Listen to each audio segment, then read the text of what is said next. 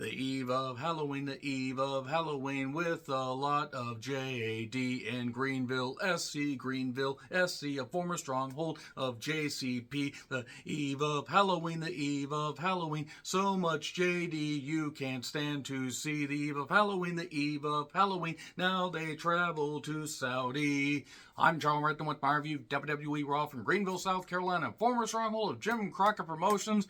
God, those were the days when we had some great goddamn wrestling. We got this holiday themed show that I will say wasn't all that great, but honestly, Raw has just been kind of jumbled and all over the place. The crowd was certainly into it. I mean, I will say that much. 8,200 fans according to WrestleTix, and that's good. They were pretty goddamn loud, at least during some of the show.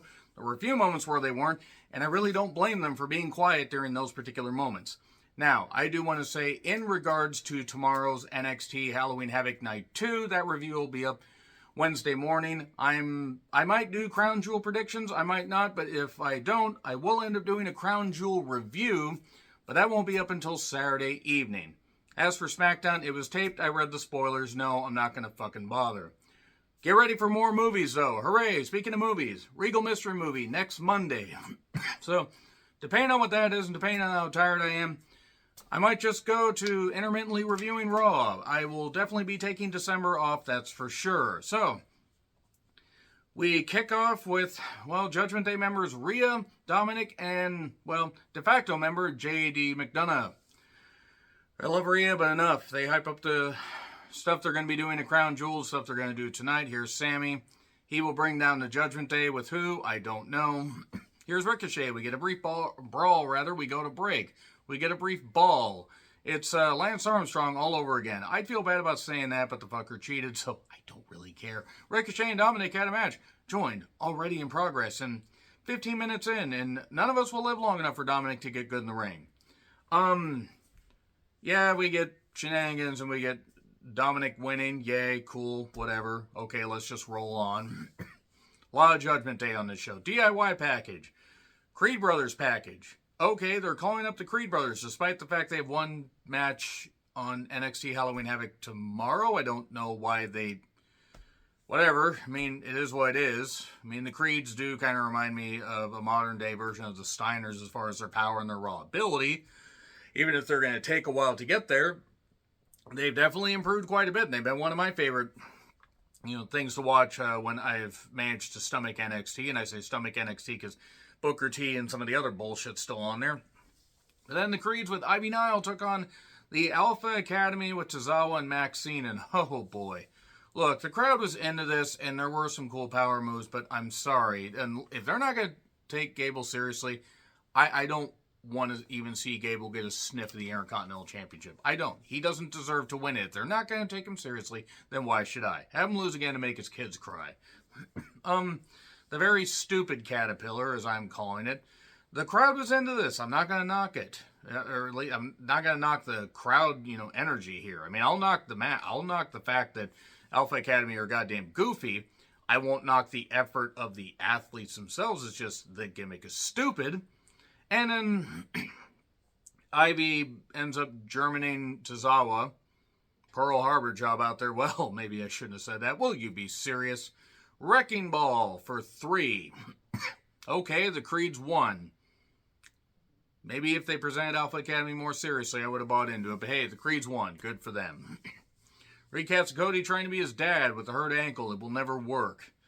And Trick or Treaters, the New Day and the Judgment Day. The new Judgment Day. Oh boy, more Judgment Day. Just what I need. It's nothing against the talents in particular. It's not even anything against Dominic. I could pick on him for a bunch of reasons. I'm just sick of the Judgment Day stuff. I'm sick of the Bloodline stuff. It's not long-term storytelling at this point. It's spinning their goddamn wheels. That's what they're doing. Miz makes his entrance. Nia's boring even in pre-tapes. Miz TV with Gunther. Well, it was going to be Gunther. Imperium comes out and knocks him. And then Gunther says, "You are beneath me. I don't respect you." They're turning Miz face again. Why? I mean, genuine question. Why he's listing his accolades. Which would be fine if he didn't do that pretty often. I really don't care anymore. So, then, Gunther picks on him.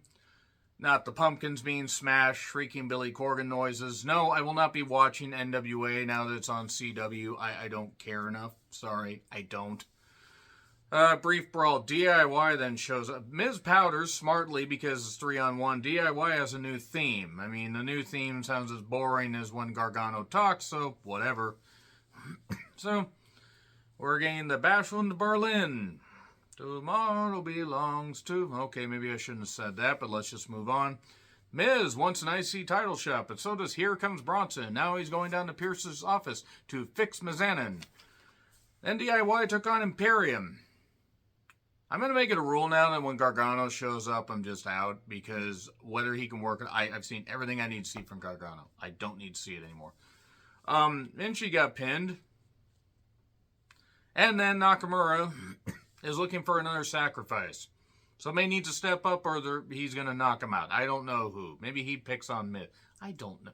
They had Nakamura lose in 2 matches that he could have easily won, so I'm never going to take him serious. I mean, not that I was going to take him serious with that anyway. He could have won the WWE title, and it wouldn't have mattered. Michael Cole then pitches to a pre-tape for Candice LeRae. Michael Cole says the getting old sucks. Yes, it does. You could honestly step away from commentary. You wouldn't be missed. They really need to get away from having him call multiple shows. Xia Li pre-tape. Okay, they gave Xia nothing. And then Xia took on Candice. Speaking of giving Xia nothing. Candice, Miss Personality herself. It doesn't go long. We get a kick, which I assume is a work. Now, if it is legit, I hope Candice is alright, because Candice is knocked out, loopy, all that stuff. If it's legit, I hope she's going to be alright. I personally think that they are just working this. So if they're working this, whatever, it is what it is. I hope she's alright if it's true. Or something serious. So Xia wins by whatever. That's more Candice than I wanted to see. Look, Candice can work, but I find her boring. I'm sorry. Jackie then talks to Sammy, then talks to Jay. Jay says yeet. Jackie has to figure out how to spell that. And then Shayna Package. She's ready to come all over the 5-way. Drew Package. It's treated seriously. The pandemic era seems like forever ago. It really does. Thankfully, we are all past that. And yes, it was very much legit. And if you want to get your anti-vax stuff, off here, well, too bad. I don't care. So Seth makes his entrance. Then we go to Zoe's. Zoe having a serious package, I guess. Seth promo. Boo-hoo, cry me a river, he says twice. So they're either signing Jack Perry or they're bringing in CM Punk. Seth mentions how many struggled during the pandemic more than Drew, and he's not wrong. He's not wrong. I was fortunate enough to work during the whole goddamn thing and deal with a bunch of bullshit from people, but there were some that struggled. And I hope that y'all are doing better now. JD then attacks Seth, and they had a match that went about twice as long as it needed to. And this is Seth's first match on Raw in 4 months, and then Priest shows up. We get a super backdrop that will definitely help Seth's injured back. Seth hits the stomp for 3. There was nothing wrong with this. JD's fine. He can work well enough. But it went twice as long as it needed to. Pierce then